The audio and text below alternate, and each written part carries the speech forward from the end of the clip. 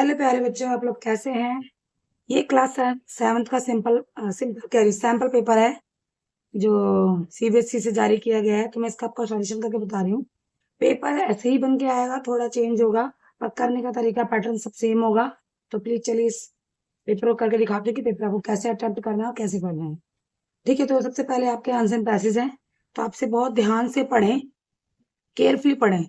ये ज़्यादा टफ नहीं होते, बहुत आसान होते हैं और 14 मार्क्स के हैं टोटल, 7 मार्क्स के। अगर आप 25 करोगे तो आपको फुल टू फुल मार्क्स मिल जाएंगे। ठीक है, तो इसका पहला question, what is the maximum speed चीता? तो आप इसे पढ़िएगा तो यहाँ पर आ जाएगा 100। तो ये सी करेक्ट आंसर। ठीक है, second, what feature that cheetah help a blind into tall grass? तो golden coat with black spot. ये सब आंसर आपके आंसर पैसेज में होते हैं। आप बहुत आसान आराम से पढ़ोगे, बिल्कुल बहुत इजी तरीके से मिल जाएगा। Cheetah usually hunt at night, in the early morning, during the day. The word blend in the passage means to mix a mass smoothly. State whether following statement false. Cheetah are not found in Iran, false.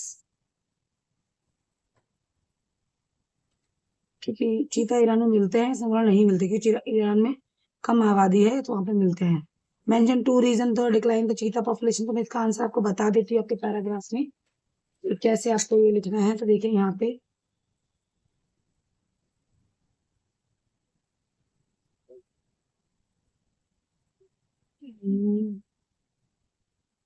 ये ना, ठीक है, तो यहाँ से आप कोई भी 2 लाइन उठा, यहाँ से भी लिख सकते हो, पूरा यहाँ तक भी लिख दोगे तो आपका आंसर करेक्ट ही माना जाएगा।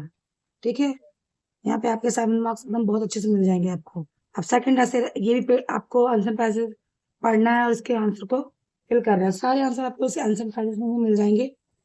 ठीक है, हु बिल्ड हुमायूं थम्स? तो ये Hamida Banu Begum. In which year Humayun and tombs build? इतना ठीक है, मैंने ये पढ़ के फिल किया है बेटा, आप भी पढ़ोगे तो आपको फिर क्लियरली मिल जाएगा। The Church-based tile garden is divided to how many parts? To 4 parts.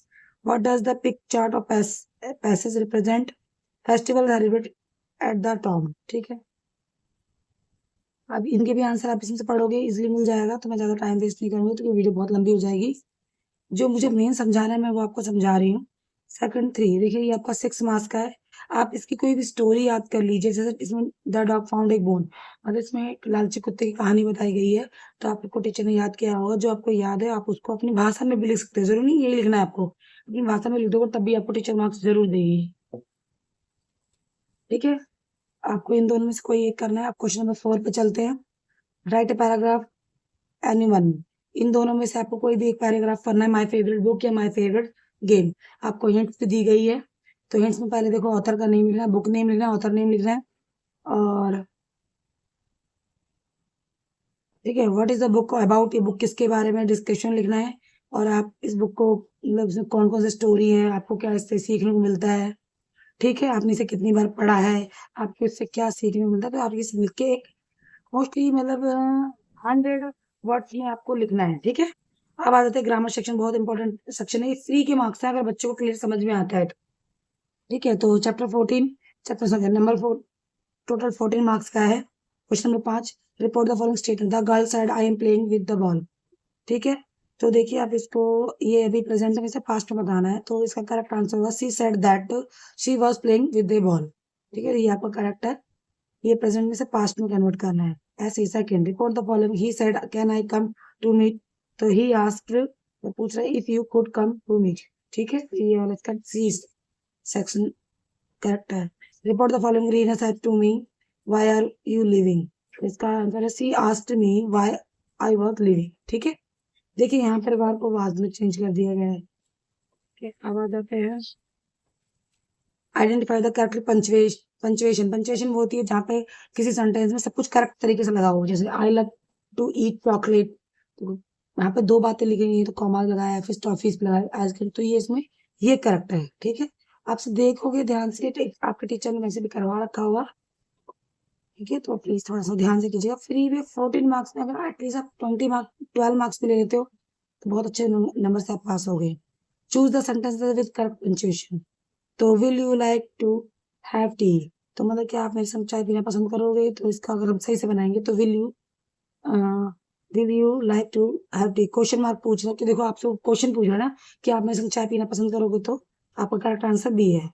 अब आ जाते हैं क्वेश्चन नंबर 6 में, ये 4 मार्क्स है। 5 दिए कोई 4 करने हैं आपको। There are dash student in the library today, तो लाइब्रेरी में कोई थोड़े स्टूडेंट नहीं पढ़ते, मैनी स्टूडेंट पढ़ते हैं बहुत, ठीक है, तो मैनी आएगा correct. The river was dash then we expected, deeper deeper, मेरी एक्सेप्ट मतलब मेरी आशा से ज्यादा ही वो गहरा था। This is the dress I have bought, तो इसके लिए आपका आएगा most expensive. Please give me dash water to drink, some many few, some some water to drink.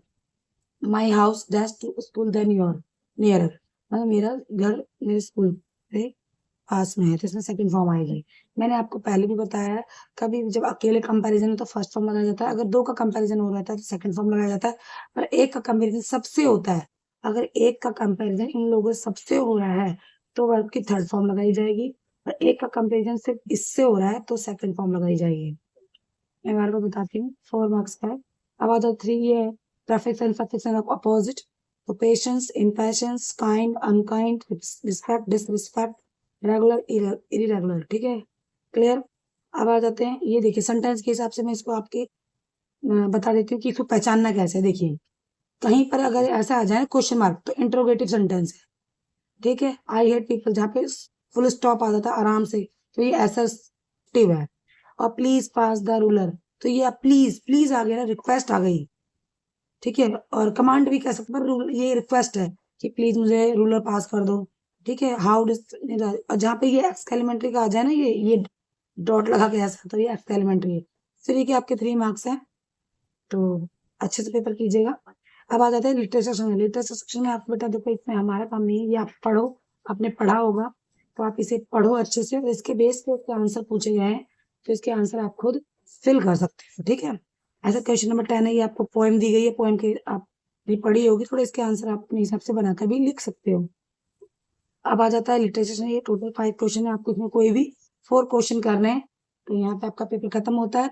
आशा करती हूँ आपको पेपर पूरे समझ में आया हो।